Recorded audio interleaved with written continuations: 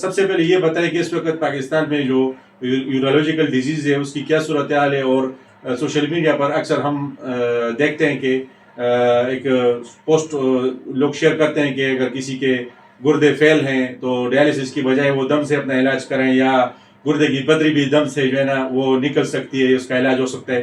تو یہ ایک سماجی مسئلہ بنا ہو، اس پر آپ کیا رائے رکھتے ہیں؟ بہت بہت شکریہ آصف صاحب آپ کے تشریف آوری کا.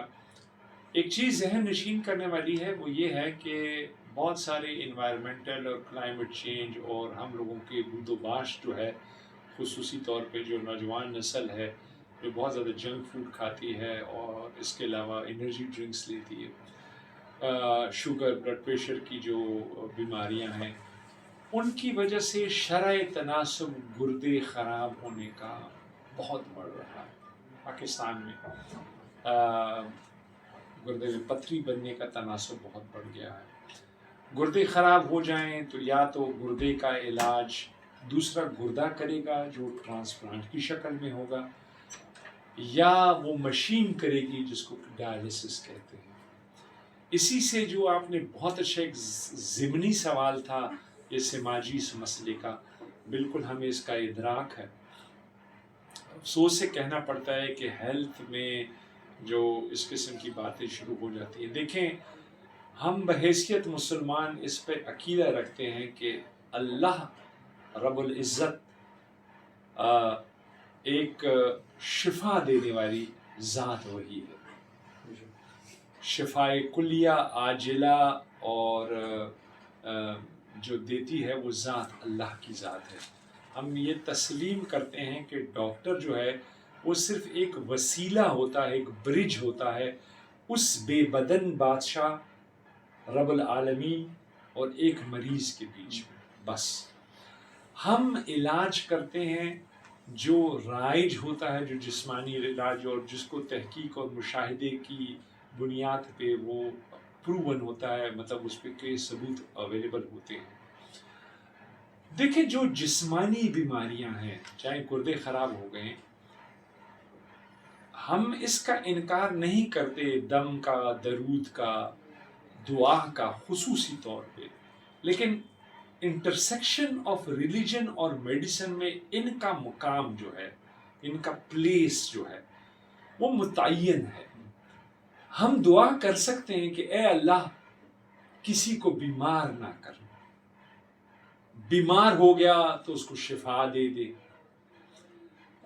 کسی کا آپریشن ہو گیا، بالکل دعا کر سکتے ہیں، آیت کریمہ پڑھ سکتے ہیں کہ یا اللہ آپریشن ہو گیا ہے، اس کو انفیکشن نہ ہو، اس کو جلدی سے جلدی صحت کاملہ عاجلہ اور کلیہ عطا فرمائے.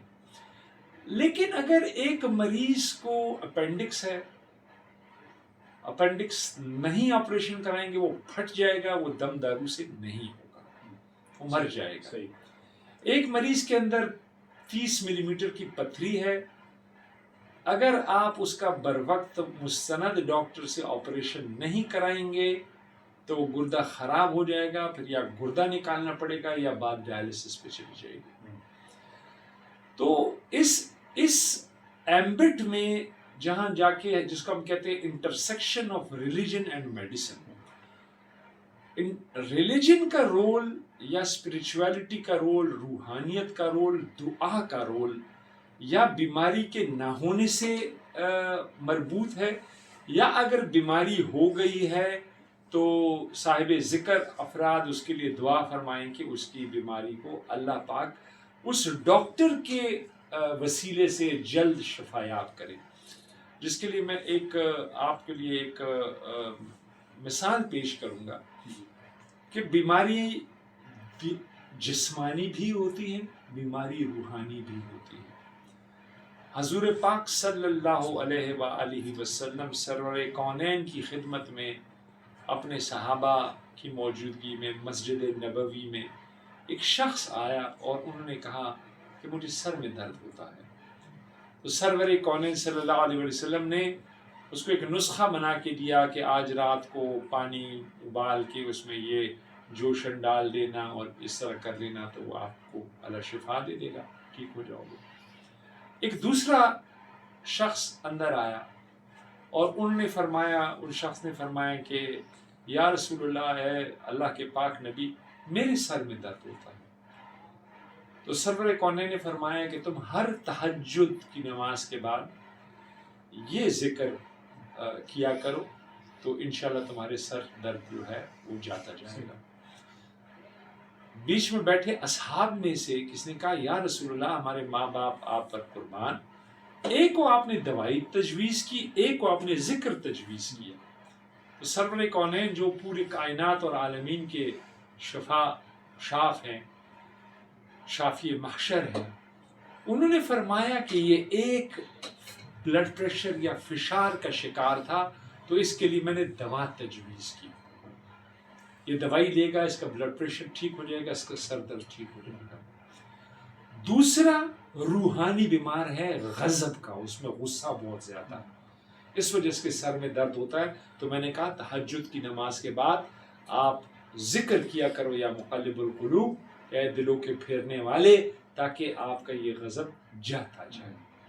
تو یہاں بھی حالت یہی ہونی چاہیے کہ جو جسمانی بیماری ہے، گردے میں کینسر ہے، ہو گیا ہے، پروسٹیٹ کی وجہ سے نالی بند ہو گئی ہے، گردے خراب ہو گئے ہیں، گردے میں پتھری ہے، یہ بیماریاں جسمانی ہیں، یہ روحانی نہیں ہے کہ جس کا علاج دم دارو کے ساتھ ہو۔ نہیں، آپ کو ڈاکٹر کے پاس جانا ہے، جو سنت ہے کہ ڈاکٹر کے پاس آپ نے جانا ہے اور ڈاکٹر کو علاج بھی کرانا ہے اور اس کو اپنا ہدیہ بھی دینا ہے۔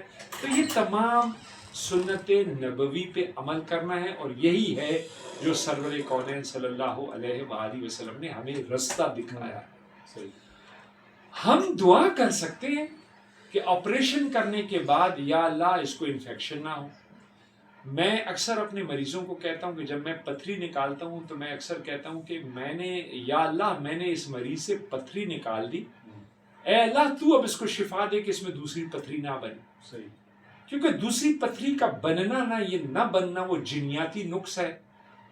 کتاب کہتی ہے کہ 9% تک تو آپ کچھ بھی کر لیں تو ہو سکتا ہے، لیکن اللہ شفا دینے والے وہ نہ بنائے۔ لیکن جہاں تک پتھری نکالنے کا عمل ہے، اس جگہ پھر وہ دم وغیرہ جو ہے وہ پھر کچھ ذرا عطائیت میں شمار ہو جائے گی، بجائے اس کے کہ اس کا علاج ہو۔